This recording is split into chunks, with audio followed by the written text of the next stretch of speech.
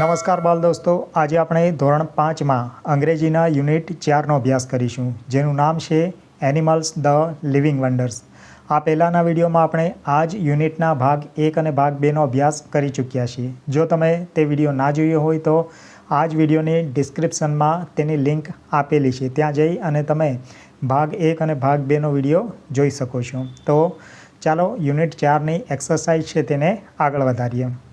Unit 4 છે તેમાં સૌપ્રથમ તો લેંગ્વેજ ફંક્શન આવે છે, અને લેંગ્વેજ ફંક્શન અને તેમાં પણ સૌપ્રથમ જે આવે છે તે છે પ્રિપોઝિશન.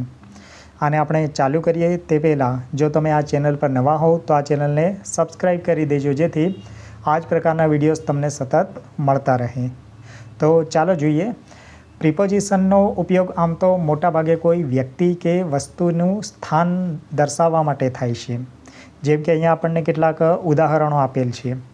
આ જે તમે જુઓ છો, આ નીચે એક સ્કૂલનો નકશો આપેલ છે.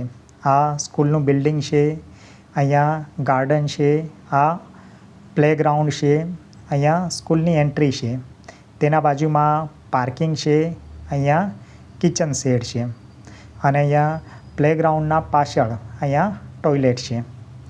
તો જોઈએ તો the garden is between the school building and the playground. બિટવીનનો મતલબ થશે બે વસ્તુના વચ્ચે. આ જે સ્કૂલ બિલ્ડિંગ છે એ સ્કૂલ બિલ્ડિંગ અને પ્લેગ્રાઉન્ડના વચ્ચે ગાર્ડન આવેલું છે એમ કે છે. આજુ આ સ્કૂલનું બિલ્ડિંગ છે અને આ પ્લેગ્રાઉન્ડ છે, એના વચ્ચે અહીંયા ગાર્ડન આવેલું છે. એટલે જ્યારે કોઈ પણ બે વસ્તુના વચ્ચે કોઈ વસ્તુ હોય તો આવું બતાવવા માટે બિટવીનનો ઉપયોગ થશે. ત્યારબાદ હવે બીજું વાક્ય. Students walk from the school building to the kitchen shed in the recess. They pass the garden before they reach the kitchen shed. જે વિદ્યાર્થીઓ છે તેઓ સ્કૂલની બિલ્ડિંગથી કિચન તરફ જાય છે, પણ આ જ્યારે કિચન શેડ તરફ જાય છે તેના પહેલાં તેઓ ગાર્ડનમાંથી પસાર થાય છે. જેમ કે આ બિલ્ડિંગ છે, આ બિલ્ડિંગમાંથી તેઓ અહીંયા કિચન શેડમાં જાય છે, પણ એના પહેલાં આ ગાર્ડન આવે છે. એટલે જ્યારે કોઈ પણ વસ્તુ આગળ પહેલાં બતાવવાની હોય તો આવી જગ્યાએ બિફોરનો ઉપયોગ થશે, અને ફ્રોમ એટલે કે જ્યાંથી આપણે ચાલુ કરીએ આવો જ્યારે વાક્ય હોય ત્યારે ફ્રોમનો ઉપયોગ થશે. જેમ કે અમદાવાદથી ગાંધીનગર, એટલે from Ahmedabad to Gandhinagar. From school to home એટલે કે સ્કૂલથી ઘરે. આ રીતના જ્યારે વાક્ય હોય ત્યારે તેમાં ફ્રોમનો ઉપયોગ થશે. ત્યારબાદ ત્રીજું વાક્ય. We reach the toilets only after. After એટલે કે પછી. વી ક્રોસ ધ પ્લેગ્રાઉન્ડ એટલે કે આપણે અહીંયા સ્કૂલમાંથી એન્ટ્રી લઈએ તો જે ટોયલેટ છે એ પ્લેગ્રાઉન્ડના પછી આવેલું છે. એટલે કે પહેલાં આપણે પ્લેગ્રાઉન્ડમાં જઈશું અને એના પછી ટોયલેટમાં જવાશે. એટલે જ્યારે પછી એવાળા જ્યારે વાક્યો હોય તો તેમાં આપણે આફ્ટર વાપરીશું. ત્યારબાદ આ ચોથું વાક્ય. There are 2 trees near the kitchen shed. નિયરનો મતલબ થશે નજીક. એટલે કે આ જે કિચન શેડ છે તેના બાજુમાં બે વૃક્ષો છે, આ રહ્યું એક અને આ બીજું. ત્યારબાદ સૌથી છેલ્લે. Students seat under the trees on the playground. અહીંયા વિદ્યાર્થીઓ છે તેઓ ઝાડના નીચે બેસે છે આ પ્લેગ્રાઉન્ડ પર. જ્યારે કોઈ વસ્તુના નીચે હોય ત્યારે અંડરનો ઉપયોગ થશે, અને ઓનનો ઉપયોગ પર અથવા ઉપર આવી જ્યારે વાક્ય હોય ત્યારે ઓનનો ઉપયોગ થશે. આ પૂરું સ્કૂલનો નકશો છે. અહીંયા સ્કૂલની એન્ટ્રી છે, તેના પછી પાર્કિંગ, આ સ્કૂલ બિલ્ડિંગ, ગાર્ડન, પ્લેગ્રાઉન્ડ, પ્લેગ્રાઉન્ડના પછી આફ્ટર ટોયલેટ, અહીંયા કિચન શેડ છે. ચાલો હવે જોઈએ. એટ. એટ એટલે કોઈ જે જગ્યા છે તે બતાવવા માટે એટનો ઉપયોગ થશે. જેમ કે આ જગ્યાએ અથવા કોઈ સમય હોય ચોક્કસ એ બતાવવા માટે પણ એટનો ઉપયોગ થાય છે. અને બિટવીનનો ઉપયોગ આપણે જોઈએ તેમ કોઈ બે વસ્તુઓના વચ્ચેની વસ્તુની વાત કરીએ ત્યારે બિટવીનનો ઉપયોગ થાય. અંડરની વાત કરીએ તો કોઈક વસ્તુના નીચે ત્યારે અંડરનો ઉપયોગ થાય. બિફોરનો મતલબ થશે પહેલાં, અને આફ્ટરનો મતલબ થશે પછી. તો ચાલો જોઈએ પહેલી ખાલી જગ્યા. ધ પાર્કિંગ ઇઝ ખાલી જગ્યા the school entry and kitchen shed. એટલે કે જે પાર્કિંગ છે એ સ્કૂલ એન્ટ્રી અને કિચન શેડની કઈ જગ્યાએ છે? તો આજે પહેલું ખાલી જગ્યા છે તેમાં આવશે બિટવીન. કેમ કે આપણે અહીંયા જોઈ શકીએ છીએ કે આજે પાર્કિંગ છે તે આ સ્કૂલ એન્ટ્રી અને કિચન શેડ આ બંનેના વચ્ચે આવેલ છે. ત્યારબાદ બીજી ખાલી જગ્યા સ્ટુડન્ટ્સ સીટ ખાલી જગ્યા the trees on the playground. આ જે વિદ્યાર્થીઓ છે તેઓ ઝાડના ક્યાં બેસતા હતા? બિટવીન, અંડર, બિફોર, આફ્ટર કે એટ? તો તેઓ ઝાડના નીચે બેસતા હતા, માટે અહીંયા અંડર આવશે બીજી ખાલી જગ્યામાં. ત્યારબાદ ત્રીજી ખાલી જગ્યા van we enter the school. જ્યારે આપણે સ્કૂલમાં એન્ટર કરીએ છીએ ધ ગાર્ડન કમ્સ ખાલી જગ્યા ધ પ્લેગ્રાઉન્ડ. ગાર્ડન પ્લેગ્રાઉન્ડથી ક્યારે આવે છે? તો અહીંયા જોઈએ જ્યારે આપણે એન્ટ્રી લઈએ સ્કૂલમાં તો આ પહેલાં ગાર્ડન આવે અને પછી પ્લેગ્રાઉન્ડ આવે છે. માટે આ જે ત્રીજી ખાલી જગ્યા છે તેમાં શું આવશે? બિફોર આવશે, કેમ કે પહેલાં આવે છે ગાર્ડન એટલા માટે. તો when we enter the school the garden comes before the playground. ત્યારબાદ ચોથી ખાલી જગ્યા you are on the playground means you are not ખાલી જગ્યા ધ સ્કૂલ એન્ટ્રી. એટલે કે તમે જ્યારે પ્લેગ્રાઉન્ડમાં હોવ એનો મતલબ એ કે તમે સ્કૂલની એન્ટ્રી છે ત્યાં નથી. તો આના માટે આપણે એટનો ઉપયોગ થશે. કોઈ ચોક્કસ જગ્યા અથવા સમય આ બતાવવું હોય ત્યારે એટનો ઉપયોગ થાય. અહીંયા જગ્યાની વાત કરી છે સ્કૂલની એન્ટ્રીની, એટલા માટે અહીંયા એટનો ઉપયોગ થશે. ત્યારબાદ છેલ્લી ખાલી જગ્યા વી રીચ ધ કિચન શેડ ખાલી જગ્યા ધ પાર્કિંગ. આપણે જો કિચન શેડમાં જવું હોય તો એ ક્યારે આવશે? તો આ કિચન શેડ છે એ પાર્કિંગના પછી આવશે, માટે અહીંયા આવશે આફ્ટર.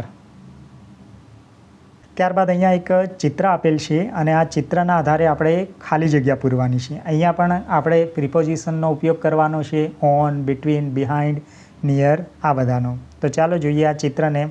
આ એનિમલ મ્યુઝિકલ કન્સર્ટ છે. અહીંયા અલગ અલગ બધા પ્રાણીઓ આપેલા છે. Giraffe, monkey, crow, camel, pig, fox આ અલગ અલગ પ્રાણીઓ છે, તમે જોઈ શકો છો.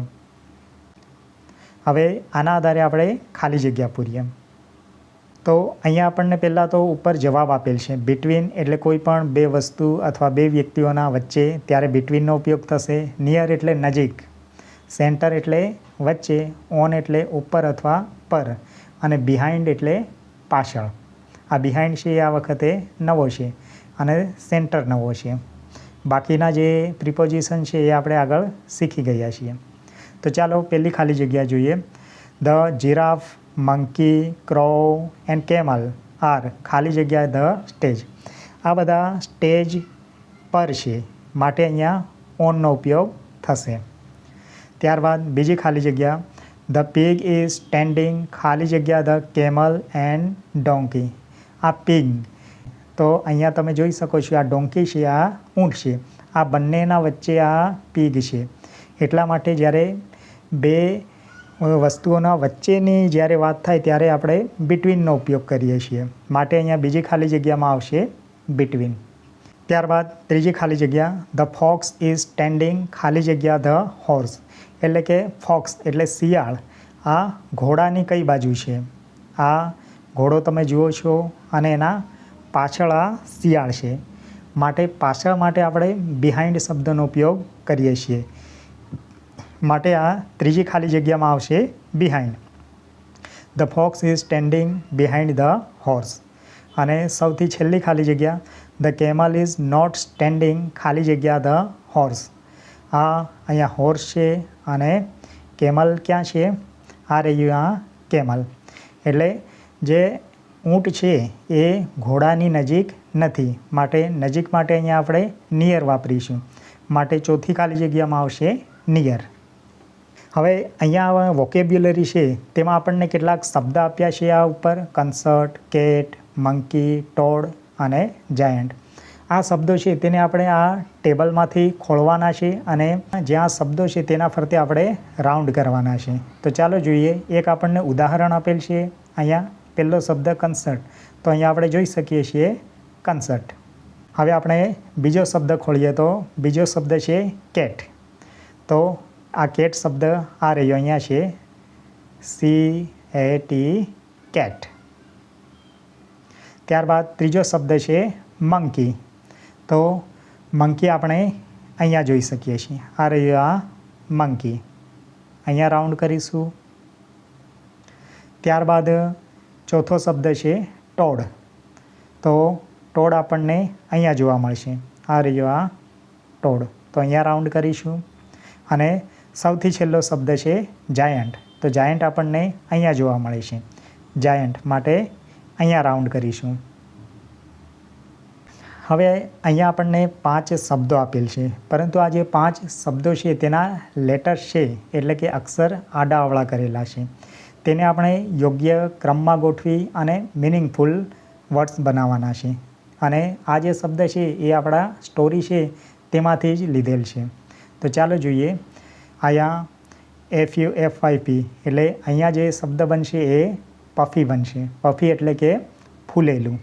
ત્યારબાદ બીજો શબ્દ છે ત્યાં બનશે વિંગ્સ. વિંગ્સ એટલે કે પાંખો. અને 3 નંબરનો શબ્દ છે ત્યાં બનશે સ્મોલ. સ્મોલ એટલે નાનું અથવા નાની. અને સૌથી છેલ્લો શબ્દ છે ત્યાં બનશે લિક્વિડ. લિક્વિડ એટલે પ્રવાહી. હવે અહીંયા આપણે જોઈએ તો અહીંયા આપણને એક ટેબલ આપેલ છે અને તેમાં સૂચના છે કે મેચ A with B એટલે કે જોડકણા જોડવાના છે.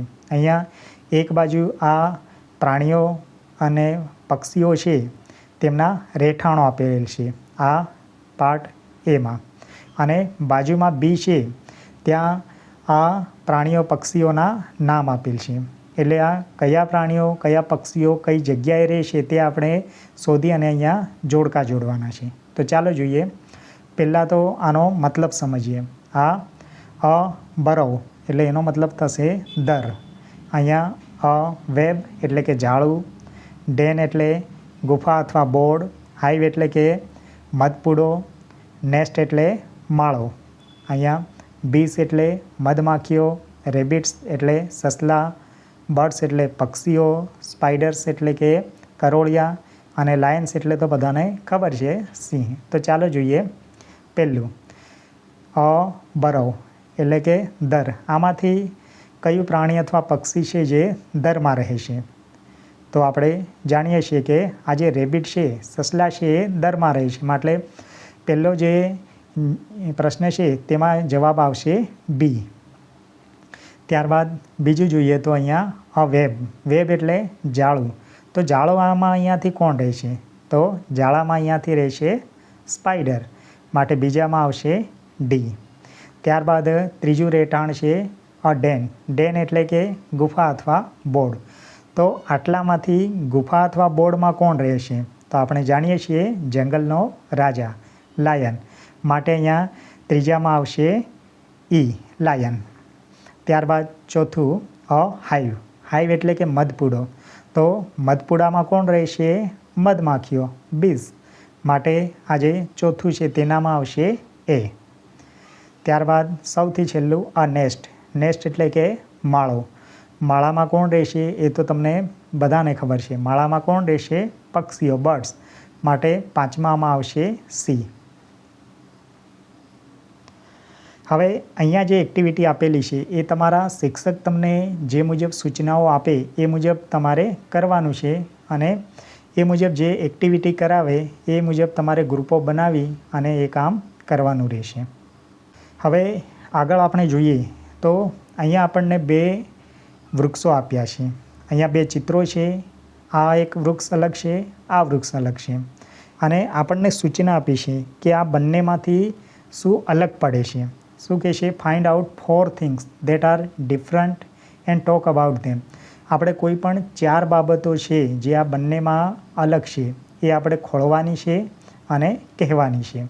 તો ચાલો પહેલાં તો આપણે આ ચિત્રો છે તેને ધ્યાનથી જોઈએ.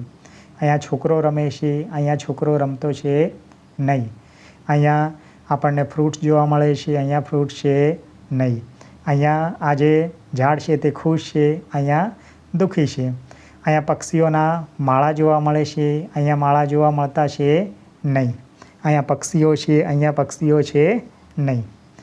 તો ચાલો આના આધારે આપણે વાક્યો બનાવીએ. તો અહીંયા પહેલું વાક્ય બનશે, the first tree is happy, the second one is sad. અહીંયા જો આજે પહેલું ટ્રી છે એ ખુશ છે, જ્યારે બીજું છે એ દુઃખી છે.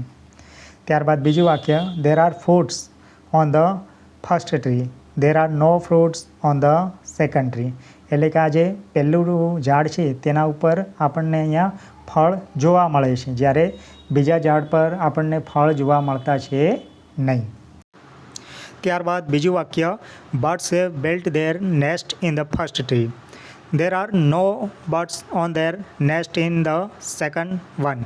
એટલે કે પક્ષીઓએ પહેલાં વૃક્ષ પર તેમનો માળો બનાવ્યો છે, જ્યારે બીજા વૃક્ષ પર પક્ષીઓ કે તેમનો માળો નથી. અહીંયા આપણે જોઈ શકીએ છીએ કે જે બીજું વૃક્ષ છે તેના પર જે માળા હતા એ પણ પડી ગયા છે, કેમ કે વૃક્ષને કોઈ કાપી રહ્યું છે એટલા માટે. અને સૌથી છેલ્લું, a boy is playing under the first tree. અહીંયા છોકરો છે એ પહેલાં વૃક્ષના નીચે રમી રહ્યો છે. No one is playing under the second one. એટલે કે બીજા ઝાડના નીચે કોઈ રમતું છે નહીં. આ રીતે આપણે તફાવત છે તે આપણે લખી શકીએ છીએ. તમારે ફક્ત અહીંયાથી જે અંગ્રેજી છે એ જ લખવાનું છે. આ ગુજરાતી એ ફક્ત તમારી સમજ માટે આપેલ છે. ત્યારબાદ આગળ આપણે જોઈએ તો અહીંયા એક સૂચના આપેલી છે કે imagine you are a bird. એટલે કે વિચારો કે તમે પક્ષી છો. Your tree has been cut and you have lost your home. તમારું જે ઝાડ છે એ કપાઈ ગયું છે અને તમે તમારું ઘર છે એટલે એના ઉપર જે માળો હતો એ ખોવાઈ ગયું છે, તૂટી ગયું છે. You meet a new bird. તમે બીજા કોઈ એક પક્ષીને મળો તો તેની સાથે કેવી વાતો કરો તે અહીંયા બતાવી છે. તો ચાલો, કોઈ એક વિદ્યાર્થીએ બર્ડ 1 બનવાનું છે અને કોઈ બીજા વિદ્યાર્થીએ બર્ડ 2 બનવાનું છે. બર્ડ 1 બોલી રહ્યો છે, હેલો ફ્રેન્ડ્સ, એટલે કે હેલો ફ્રેન્ડ્સ. અને બર્ડ 2 છે એ જવાબ આપે છે, hello friends, what are you looking for. આ જે બીજું બર્ડ છે પૂછી રહ્યું છે કે તું શું ખોળી રહ્યો છે. તો 1 નંબરનું પક્ષી છે એ જવાબ આપે છે, અ ન્યૂ હોમ. હું શું ખોળી રહ્યો છું? નવું ઘર. I am looking for a new home.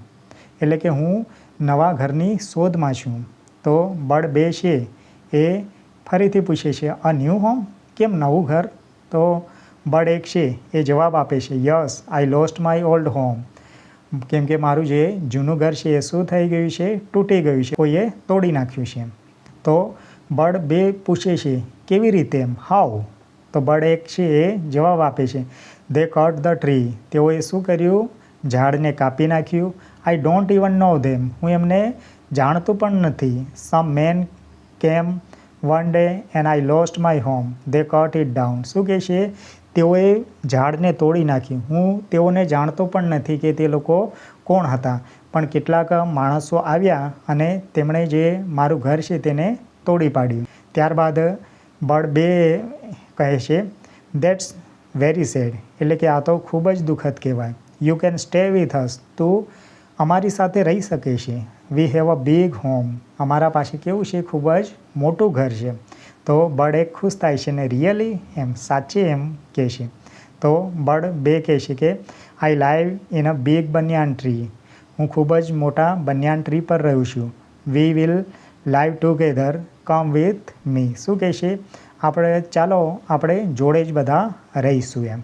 આ રીતે તમે વર્ગમાં તેનો આ જે ડાયલોગ છે તેને વાંચી શકો છો.